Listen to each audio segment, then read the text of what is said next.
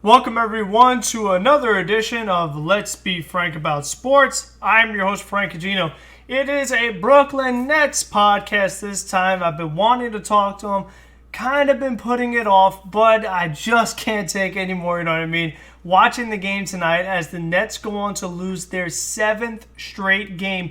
This time, a overtime loss to the Oklahoma City Thunder, 111-103. This, if you are a Nets fan, this is a disappointing loss. I mean, to me, watching this game, it looked like the Nets, they had this one wrapped up. They were putting on the finishing touches, and they found so many ways to lose this game. The thing that has stood out the most and has gotten the most attention is the missed technical free throw by Spencer Dinwiddie. And you know what? When you have a game that goes to overtime and you have a free throw within the last minute, it's something you expect to make. But here's the reality of the situation. Spencer Dinwiddie is not a great free throw shooter. I mean, throughout this skid and really throughout the course of the regular season, we've seen Spencer Dinwiddie miss countless free throws. And to me, that's a really big problem if you are a player at the point guard position. That is a thing that you have got to be able to knock down. For the season, he's 79.5, which, I mean, it's not terrible. There definitely are worse point guards, but the thing with Spencer Dinwiddie is that he is very limited in what he could do offensively. And what he could do is get to the basket, and he does that at a really high rate.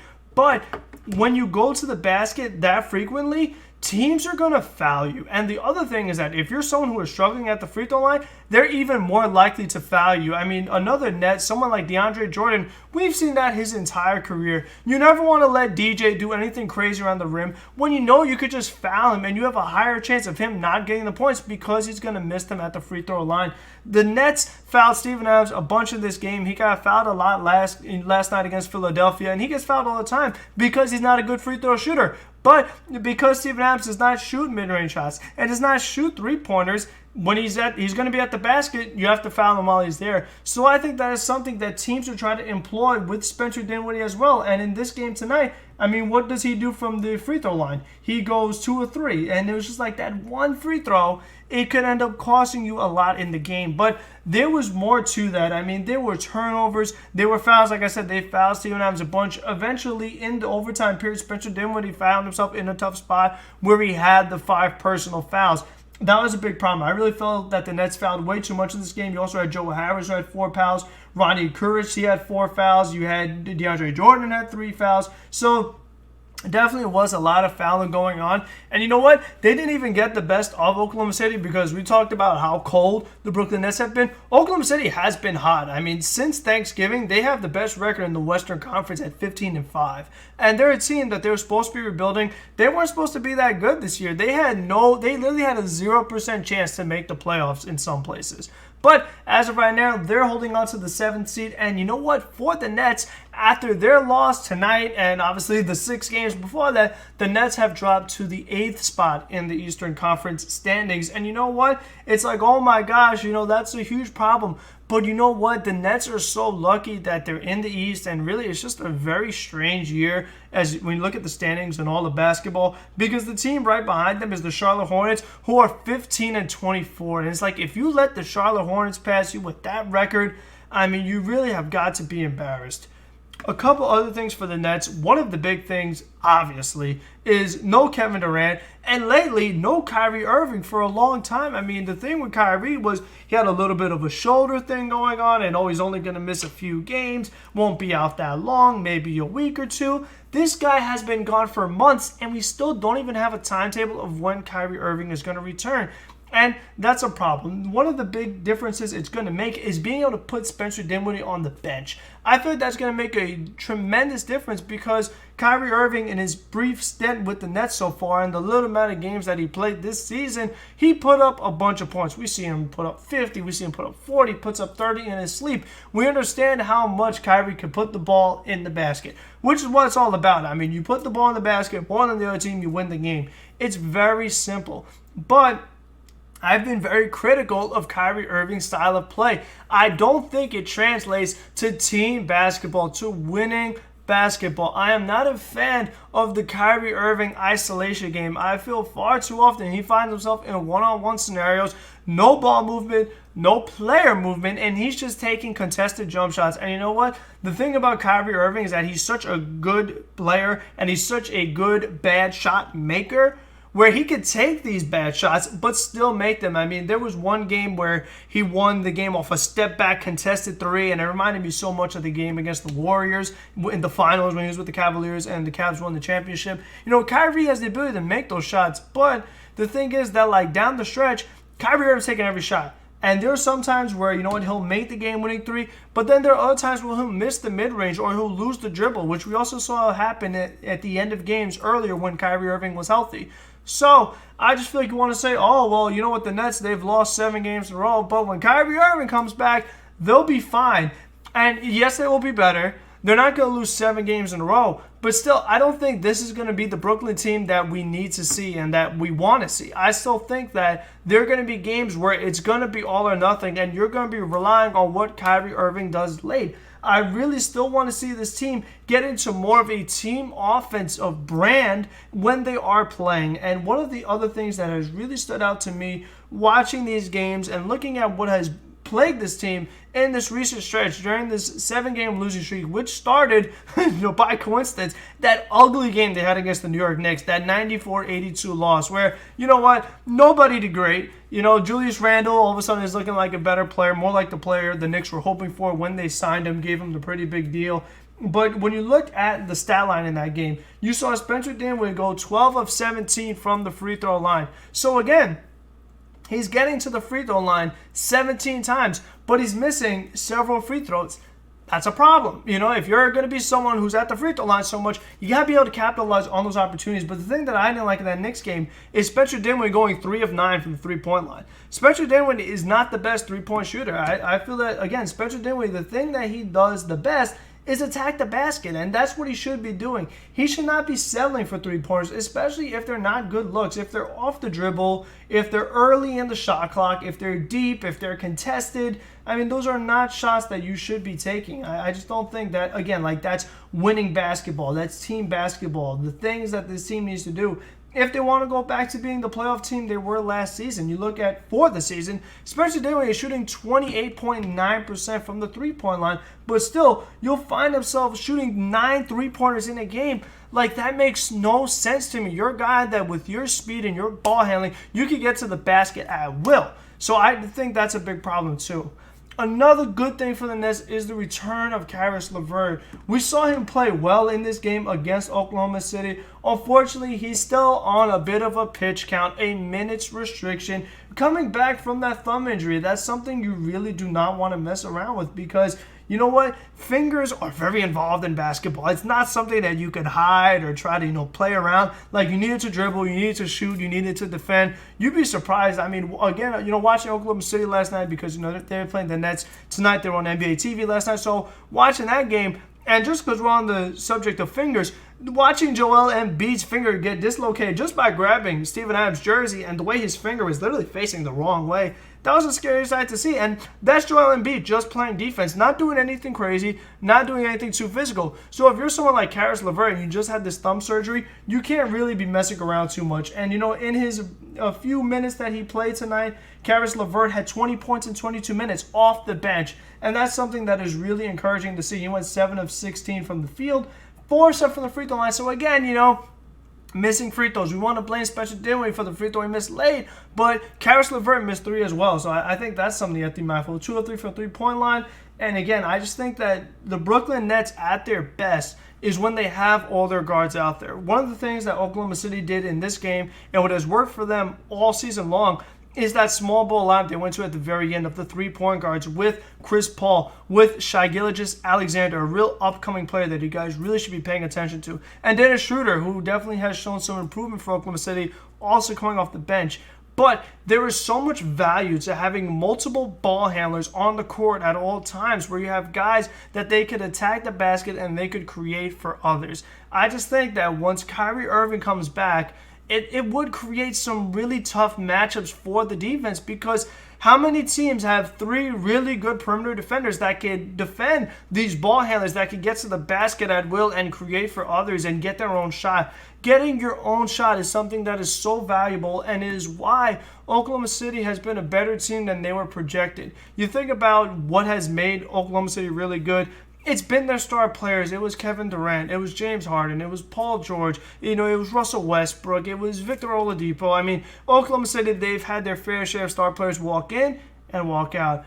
But one of the things that troubled Oklahoma City in their last years with Westbrook and Paul George was the lack of creators. You had Westbrook. He could create shots. Great. Paul George could get his own shot. Great. The only guy that could do that was Dennis Schroeder. That's it. 3 guys. So it's just like when Oklahoma City made the trade Westbrook for Chris Paul, they have a guy who can make his own shot, and Chris Paul came up big in this game, getting 20 points in the fourth quarter. The Nets had no answer for him, and that was a big problem too. I mean, they got to get the ball out of his hands because, again, Dennis Schroeder didn't have his best game, and even the guy I just mentioned, Shai Gilgeous-Alexander, he didn't have his best game either, because both of these players, they've been getting 30 points or 20-plus points like it's nothing. While Oklahoma City has been hot, they've been a major factor along with that.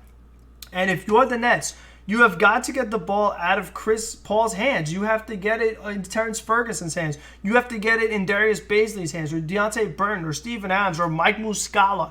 You have to be having those guys being the ones that attack you, because they can't get their own shot. They can't score unless Chris Paul, SGA, or Dennis Schroeder sets them up. So I just think that Brooklyn should have made more of an effort to, even if you have to double Chris Paul, I mean, it may not seem like the attractive thing. It's like, oh, Chris Paul is old. He doesn't have anything left in the tank anymore. But you know what? If the guy is kicking your butt, you got to do what it takes to win. You can't let Chris Paul single-handedly bring Oklahoma City back into this game and then win it for them, because he's making 3-pointers at the end of regulation. He's making 3-pointers in overtime. He's stealing passes. I mean, Chris Paul, all of a sudden, he's kind of bouncing back a little bit. He's starting to look more like the player that he used to be when he was regarded as, the best point guard in basketball. He's not that anymore, but he's not the old, over-the-hill guy that we thought he was last year with the Houston Rockets. He's definitely had a very positive influence on this Oklahoma City team, and it is why they've been much better than they're supposed to be. Same with Gilgeous-Alexander. You traded Paul George, but you got another guy who could create. So it's just like trying to defend those 3 players all at once is very difficult. And when you throw in the Steven Adams, who's an offensive rebound machine and is a guy that he defends the rim, he's a rim runner, everything that Jared Allen and DeAndre Jordan could do. You saw Jared Allen have a really nice block in this game. You saw him have a really nice dunk on this game on Mike Muscala, who is, vertically challenged. Mike Muscala does not get up there. He is a stretch big man, and he doesn't do a great job at that either. So if that was Steven Adams, or better yet, if that was Nerlens Noel, who was sitting out for Oklahoma City with an ankle sprain, that would not have happened. But still, it was a nice dunk for Jared Allen. Maybe build some confidence and what have you. But the thing is that, I don't see why, once Kyrie comes back, Brooklyn can't run that lineup. And I just feel that for next season, when Kevin Durant comes back, if you could put together a lineup of Kyrie Irving and Spencer Dinwiddie and Karis LeVert and Kevin Durant, and even, what if the Brooklyn Nets did a lineup of Kyrie Irving, Spencer Dinwiddie, Joe Harris, Karis LeVert, Kevin Durant?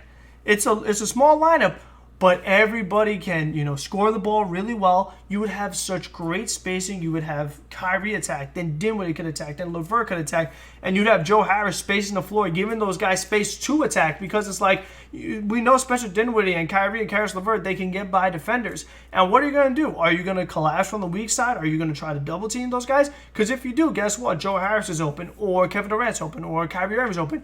You can't defend that lineup. The Brooklyn Nets could go 5 out, really, and just have so much spacing and create so many possibilities on offense. You could do a pick and pop with Kevin Durant. I mean, you could do point guard and shooting guard pick and rolls. I mean, you could do so many different things with a lineup like that. So you don't want to overreact quite yet, but again, it's just like it becomes concerning, because I wonder, you know what I mean? If, let's say, this happened last year and the Brooklyn Nets were having a 7-game losing streak, and they were under 500, and they didn't make the playoffs, would they have gotten Kyrie Irving and Kevin Durant? Because I think it is so important, because I always go back to why Kevin Durant said he chose the Brooklyn Nets over the New York Knicks, and he said it's because the Knicks was not what is cool now, you know what I mean? Brooklyn, they went to the playoffs, they overachieved, no one expected them to be there, and they fought really hard, and they won a lot of games. But now, when you're just losing game after game after game, and it's 7 in a row. And when you look back at this losing streak, I mean, these are games that the Nets should not have lost all these. Like, you lost to the Knicks, which really should not have happened. We know that because we live in New York. We just watched the Knicks get smoked by the Lakers. So it's like losses like that can't happen.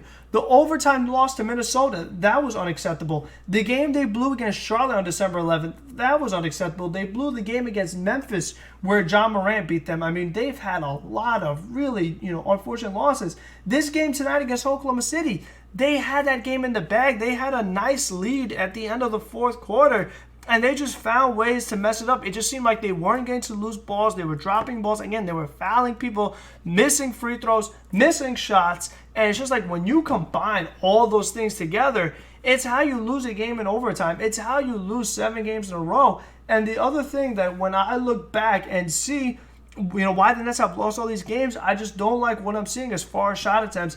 I do not like that the game against the Houston Rockets, which, you know what? Okay, you're facing Westbrook and Harden. That's a tough matchup.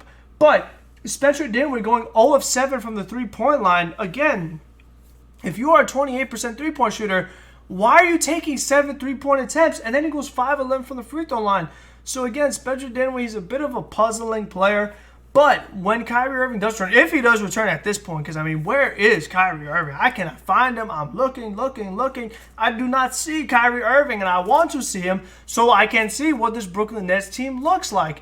And for me, it's just like once Spencer Dinwiddie comes off the bench, that's going to be a really nice boost because it's like when Kyrie Irving comes out the game, the fact that you could put Spencer Dinwiddie in there, he could carry a team and score, 20 points or what have you, that's really good. But I just think that, when you look at the long-term picture, when Durant comes back and Kyrie Irving is back, in the playoffs, is Spencer Dinwiddie going to be reliable? If he can't shoot three-pointers and he can't shoot a mid-range jump shot and he can't hit free throws, is Spencer Dinwiddie a guy you can count on in the postseason?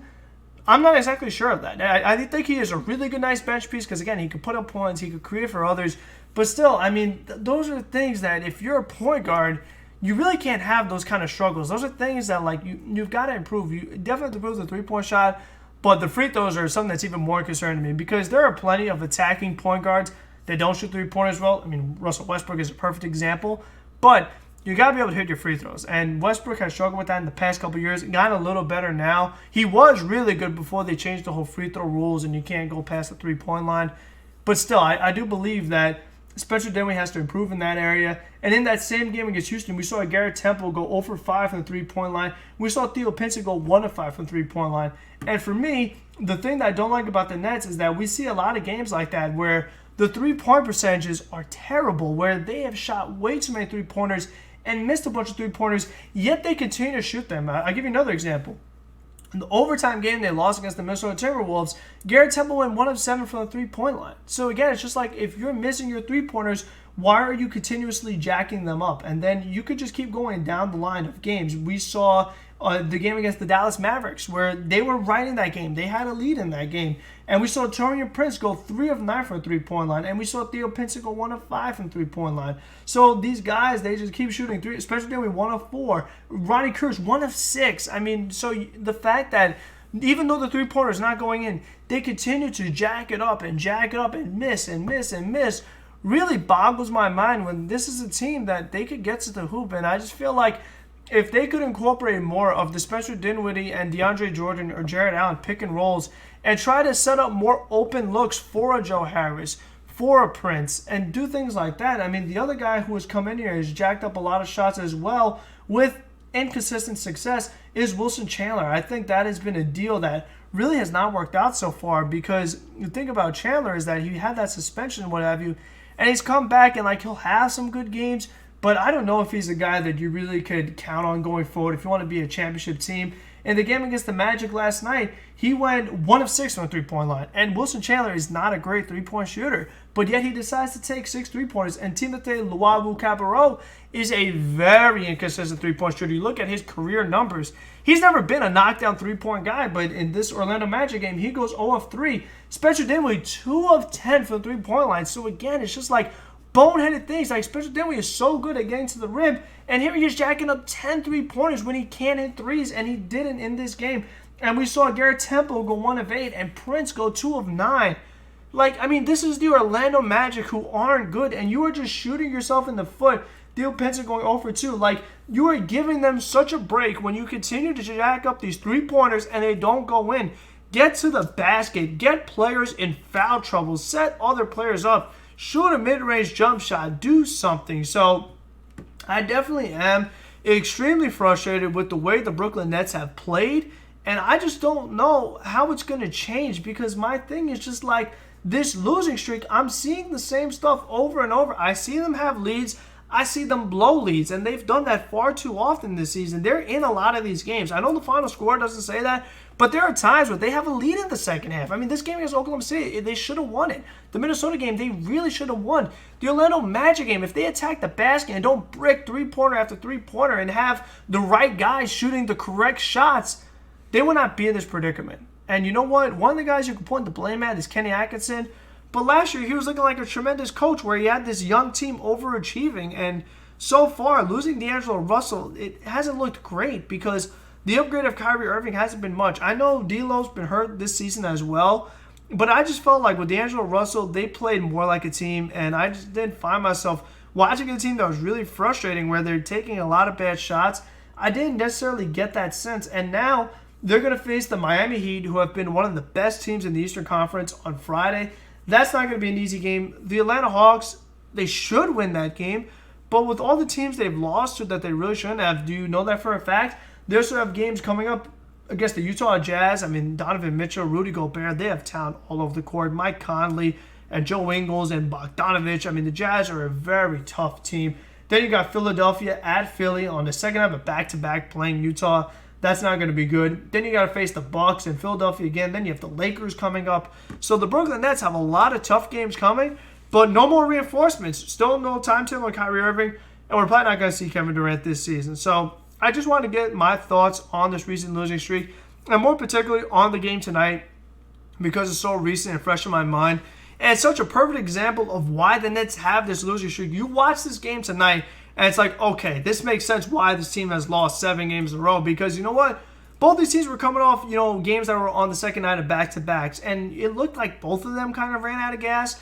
And they were definitely puzzling turnovers and missed shots. And again, Oklahoma City is not playing at their best. They're playing without Danilo Gallinari. They have a rookie, Darius Baisley, starting instead of Gallinari, who really is not the same kind of player. And you have Mike Muscala, who's nowhere near the player Nerlens Noel is, especially on the defensive end. So he would have made things even more troubling for Brooklyn. So both teams have their injuries. And you know what? Oklahoma City is overachieving, and the Brooklyn Nets are underachieving. Oklahoma City is hot. Brooklyn Nets are cold. And I just think these were two very interesting teams to watch. And all the changes that they've had to their franchises in recent years, and to see the way the result happened and how what Oklahoma City did at the end of the game with the 3-point guards and not taking a lot of, dumb 3-pointers and not missing as many free throws, because Oklahoma City missed their free throws, led by Steven Adams, but they got to the free throw line much more than the Brooklyn Nets did because they were attacking. And again, just taking better shots and making better decisions. So again, you hope that the Brooklyn Nets can improve, and I am getting more and more concerned as they lose game after game. And, when is Kyrie Irving going to come back? I just think that is the most important thing to follow. But if you guys did like this, keep following me by throwing a subscribe button and by a like. That'd be great. Comments are always wonderful as well. But have a wonderful day, everyone. Good night, and see you in the next one.